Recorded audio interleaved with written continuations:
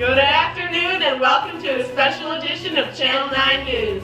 Today's breaking story, Bleeding Kansas. It all started when Stephen A. Douglas proposed the Kansas-Nebraska Act that would allow slavery in a place where it was previously prohibited by the Missouri Compromise.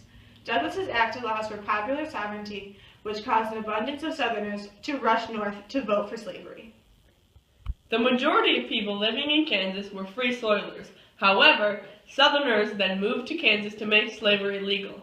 Because of this act, Kansas is not only a state, but it is illegal for the people of Kansas to say or act against slavery. But that is not stopping the native people of Kansas from rebelling against the government and the Southerners. Let's go live to Lawrence with Genna.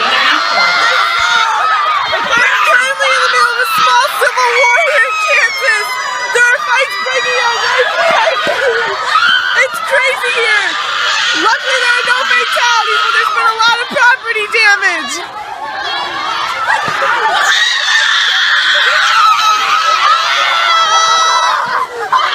Back to you in the studio. All right over there. Welcome back, everyone. Now we will have a previously recorded clip from the streets of the South. Hey ma'am, what's your name? I'm Ellie. Can I ask you a few questions? Sure. How do you feel about the Kansas-Nebraska territory allowing slavery? Well, I reckon slavery is the greatest institution ever and should be spread throughout the nation. I believe that this is the greatest decision to be made. We in the South weren't expecting anything like this to happen, but now that it has, we fully support the Kansas-Nebraska Act. Now the South can have the fine institution of slavery expanded. What are your thoughts on the war breaking out in Lawrence? I think that everyone should calm down a bit and just accept that slavery will be permitted in Kansas and Nebraska.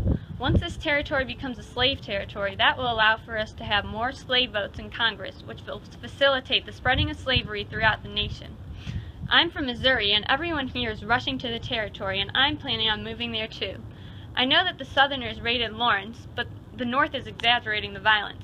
No one even died, but that crazy John Brown raided and killed 5 Southerners. The North needs to calm down. Thank you for your input. Thanks, Laurel. And now our special guest from Illinois, Callie Hammond. So, Callie, what are your thoughts on the Kansas-Nebraska Act? Well, I think that the legislature in Kansas was elected unfairly, and therefore the vote on slavery was corrupt. To quote Ralph Waldo Emerson, "As an immoral law makes it a man's duty to break it at every hazard, for virtue is the very self of every man. A man's right to liberty is as inalienable as his right to life." So I'm guessing you're against slavery then? Yes, I believe that slavery is the worst thing to happen in this nation and should be abolished. What are your thoughts on Stephen A. Douglas? I believe that his plan was corrupt and that the legislature of Kansas should accept that their citizens want to be a free state and should be admitted as one.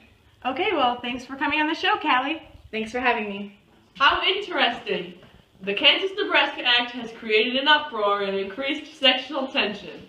The Northerners are ready to fight for their right to be a free state and equally represented in Congress, while the Southerners will jump at any chance to maintain the institution of slavery in the nation.